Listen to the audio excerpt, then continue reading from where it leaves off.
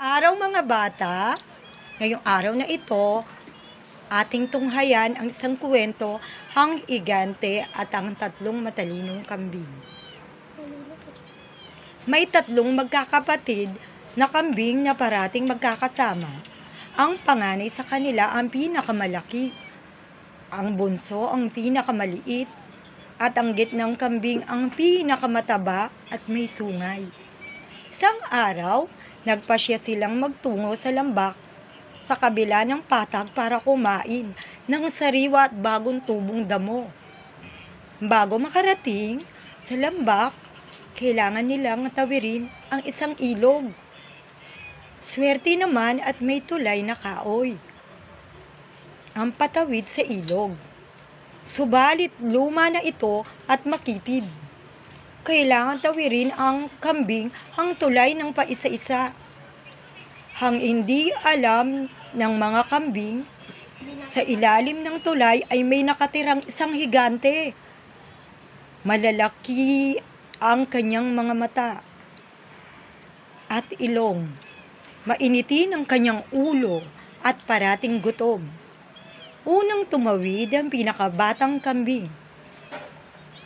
Biglang sumigaw Hang Higante mula sa ilalim ng tulay. "Sino ka? Hang lakas na loob mong tumawid sa tulay ko." "Ako ay isang batang kambing.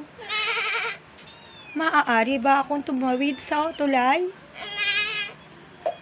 "Hindi," hiyaw ng higante. "Akin ang tulay na ito. Ngayon kakainin na kita."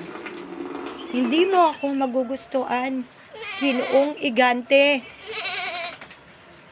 Ang kapatid kong panganay ay mas malaki at may mas malasa ang kanyang karne." Hinayaan ng higante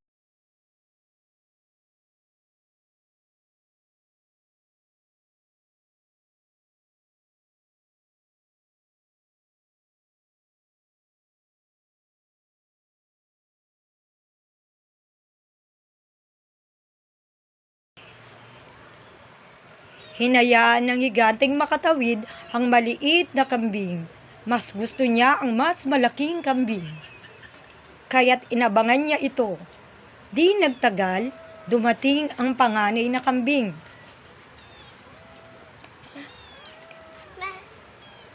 "Sino ka?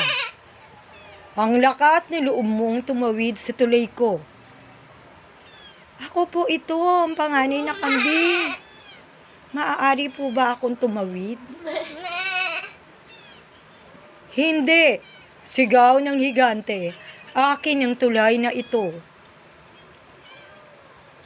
Ngayon kakainin na kita."